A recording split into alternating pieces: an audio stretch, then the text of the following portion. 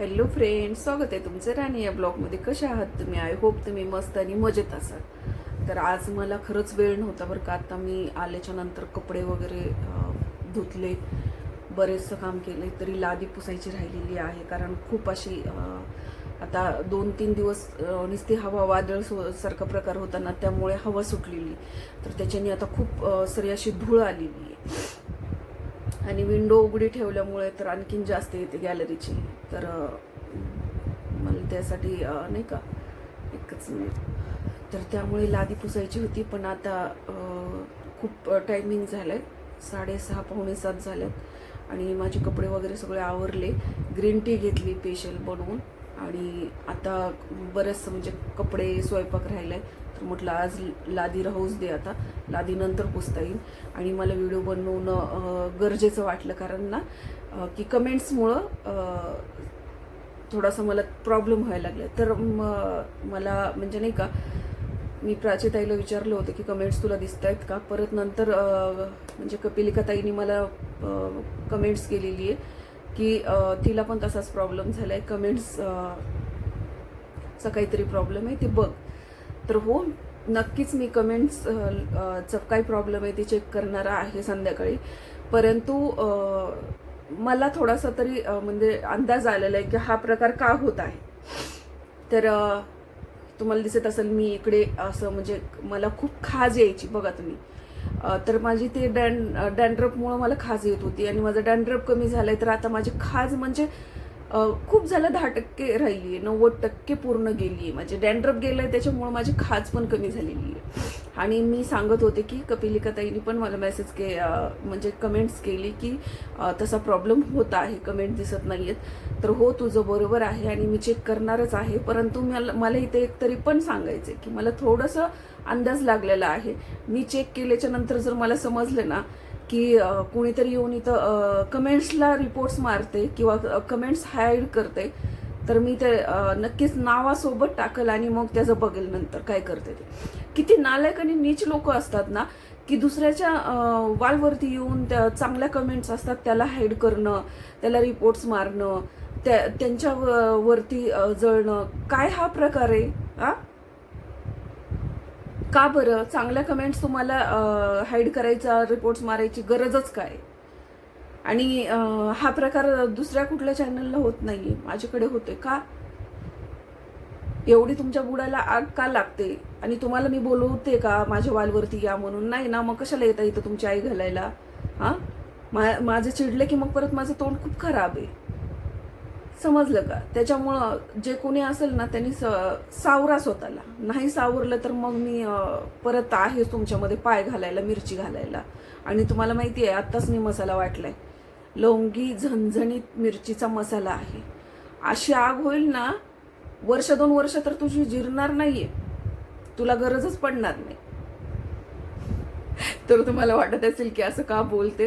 राग येतो यार मला असा, की म्हणजे जे चांगल्या कमेंट्स असतात बघा, बऱ्याच कमेंट्स आज तर मी म्हणते ना तुम्हाला, अर्ध्या तर कमेंट्स मला दिसतच नाहीये. आणि मी 100% गॅरंटी देऊन सांगते, चांगल्या कमेंट्स असणाऱ्या कमेंट दिसत नाहीयेत.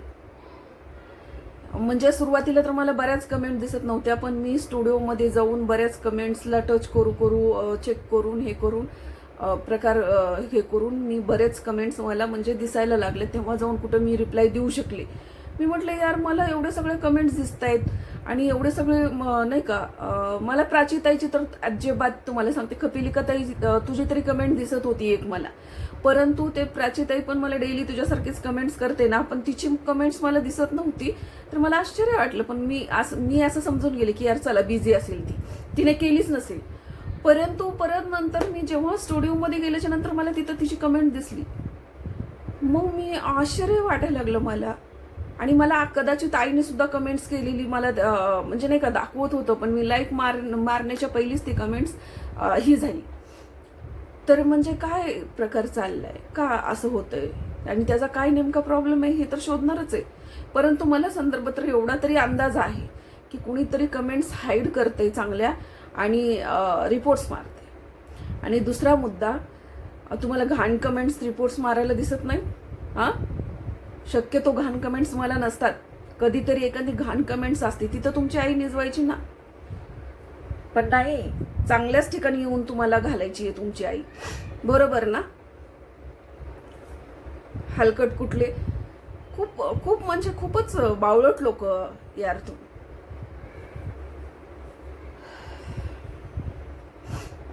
तर मला म्हणजे नाही का इथं अलाउड नाहीये, नाहीतर मी तो फोटो टाकला असता. एक आज पक्षी, छोटंसं पक्ष्याचं पिल्लू माझ्या मुलाने घेऊन आला होता. मी तुम्हाला म्हटलं नाही का तो जॉबला जातो, तर तिथे एक नवीन साईट ओपनिंग केली, तुम्हाला म्हटलं नाही का.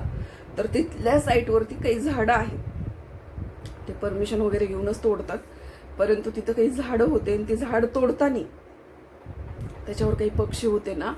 तर ते असे म्हणजे 3 पक्षी होते, त्यातले 2 पक्षी म्हणजे एक तर अंड्यातनं बाहेर निघालेलं ते तिथंच मेलं, परत दुसरं पण मेलं.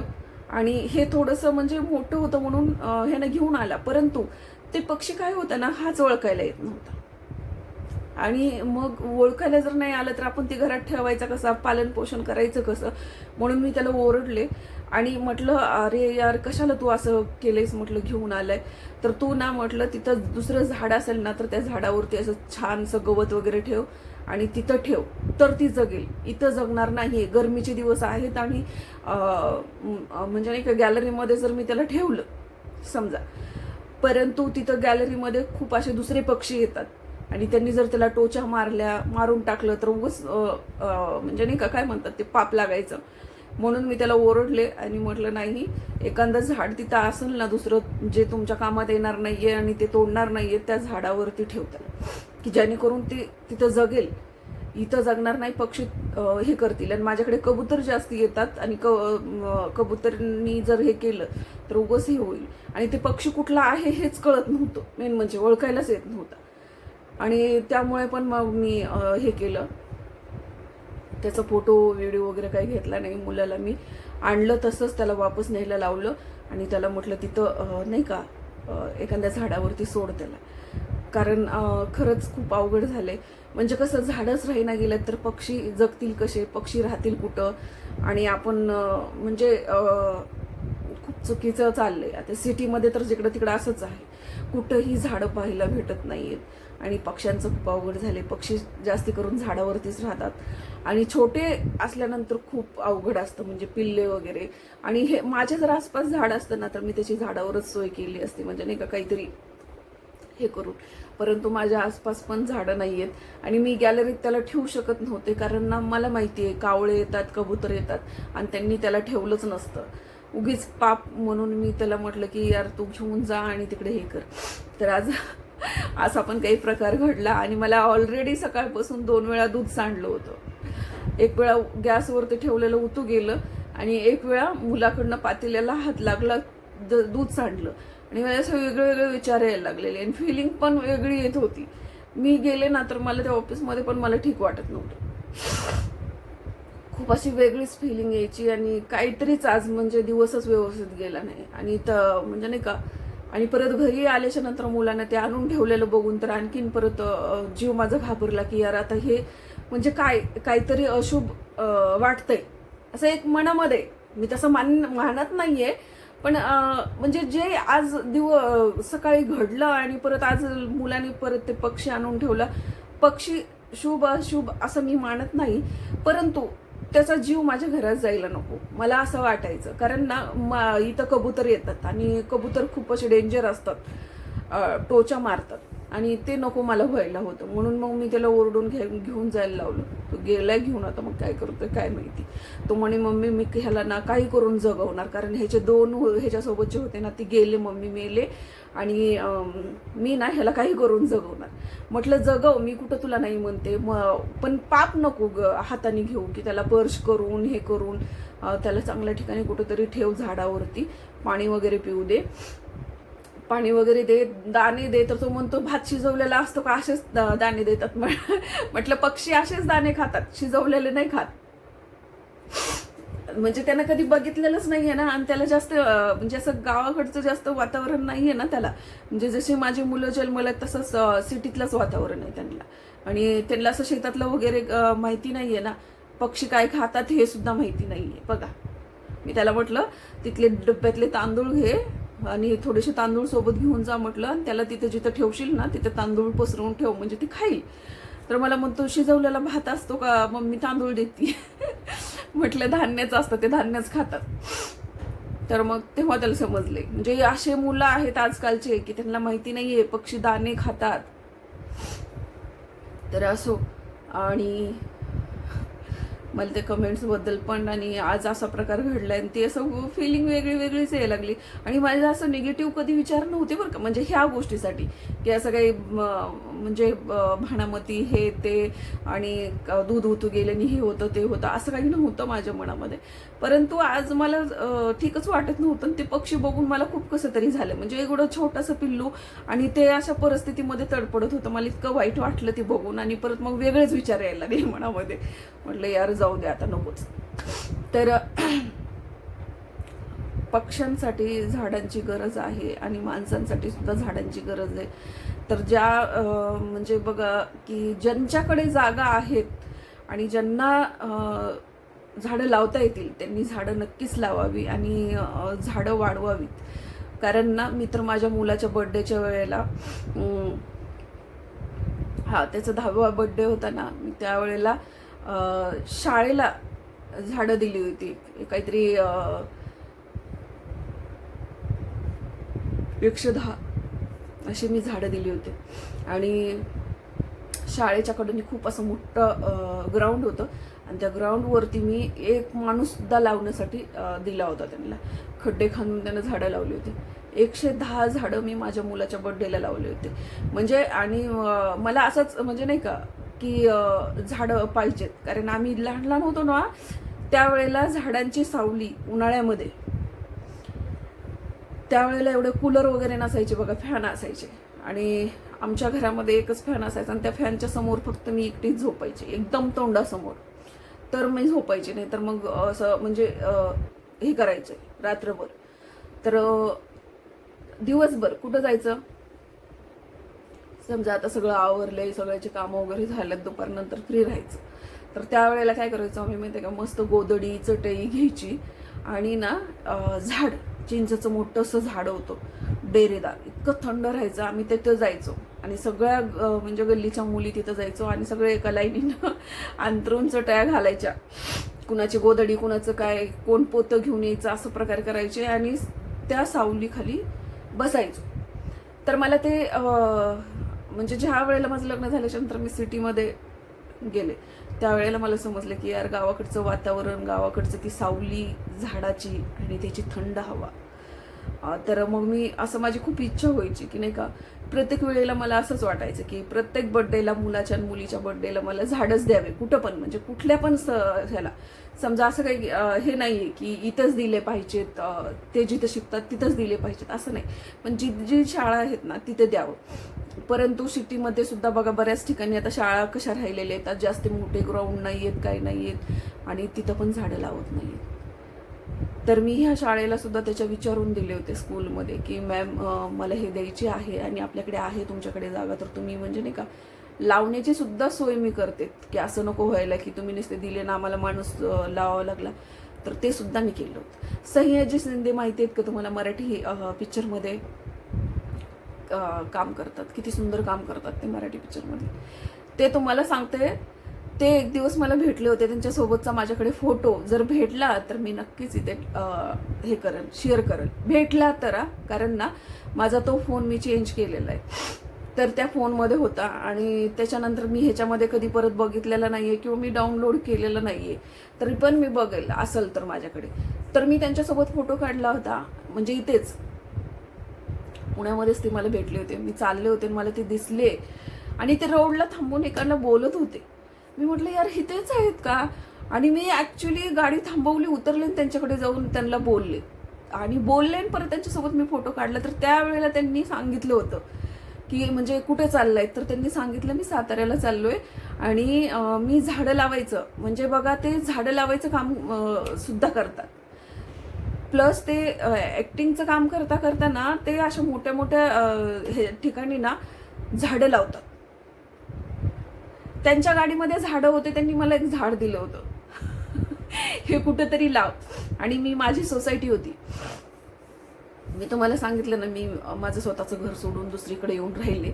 तिथं माझी सोसायटी मध्ये खूप मोठी सोसायटी ती, म्हणजे लक्झरी टाईप होती. तिथं गार्डन वगैरे, झाडं लावण्यासाठी भरपूर जागा. आणि मी तिथं ते झाड लावलं त्यांची आठवण म्हणून, की सयाजी शिंदेनी मला ते झाड दिलं होतं. आणि ॲक्च्युली खरंच ते मला भेटले होते आणि त्यांच्यासोबत मी आणि माझ्या मुलांनी फोटो काढले होते. आणि त्यांनी मला झाड दिलं होतं. आणि त्यावेळेला त्यांनी सांगितलं होतं की मी झाडं लावतो, म्हणजे समजा असाच ते कुठं पण जातात. आणि त्यांनी आतापर्यंत किती झाडं लावल्यात ना, हे सुद्धा त्यांनी सांगितलं होतं, मला आता आठवणार नाही. तर ते असे म्हणजे झाडं लावण्याचं रिझन आणि हे त्याच माणसाला महत्त्व समजू शकतो जो माणूस खेड्यातून वाढलेला आहे आणि ज्याला त्याची व्हॅल्यू आहे, की झाड म्हणजे मायेची सावली. खरंच झाड म्हणजे मायेची सावली आहे, जी तुम्हाला उन्हाच्या वेळेला आधार देतं. बघा, तुम्ही असं खूप उन्हाळ्यामध्ये तुम्ही काय शोधता? झाडाची सावली. मग झाडं किती गरजेचे आहेत, बरोबर ना? गरजेचे आहेत, पण सिटीमध्ये एक बांधकाम, बिल्डर लोक बांधकाम करण्यासाठी झाडं तोडतायत. तोडणार का? पण त्यांनी जेवढे झाडं तोडलेत ना, तेवढे झाडं त्यांनी मोकळी जागा जिकडे असेल तिकडे लावावी. मी तर हे आता साईट चालू आहे आणि तिथं जवळजवळ किती झाडं होते, त्यांनी परमिशन घेण्यासाठी किती दिवसापासून ट्राय करत होते. त्यांना आत्ता परमिशन भेटलेली आहे झाडं तोडायची. तर मी त्यांना म्हटलं की नाही का, तुम्ही जेवढे झाडं तोडतायत तेवढे झाडं कुठंतरी लावा बरं. तर ते एवढं हसले, मॅडम म्हणे एवढा वेळ आहे कुणाला आणि जागा देणार कोण मला ती झाडं लावायला? आणि जरी मी लावली तरी उद्या ती जागा कुणीतरी झाडं मोठे होतील, कुणीतरी उद्या ती जागा घेईल, परत तो बिल्डर तोडेल, असा हा कंटिन्यू चालतच राहणार आहे. म्हटलं बरोबर आहे तुम्ही म्हणतात ते, पण मी त्यांना हे म्हटलं की अहो, पण निसर्गामध्ये किती बदल झालाय. म्हटलं आज आपल्याला ऑक्सिजन कशापासून भेटायला लागले? कूलर, फॅन, AC वगैरे ह्याच्यापासून आपण ऑक्सिजन घेतोय म्हटलं. आणि आपल्याला ह्याची हवेची गरज पडतीये. म्हटलं एक विचार करा, बाहेरचं नॅचरल आहे का हो आपल्याला? म्हटलं मी असं म्हणत नाहीये की तुम्ही चुकीचं करताय, तुमचा तो व्यवसाय आहे म्हटलं. परंतु मला असं वाटतं की नाही का, आपल्याकडनं एक चूक झाली ना की त्याची नुकसान भरपाई म्हणून आपण काहीतरी करायला पाहिजे. आणि तसं म्हटलं मला वैयक्तिक असं वाटतं, मी जर तुमच्या जागेवरती असते ना, तर म्हटलं मी तसं केलं असतं.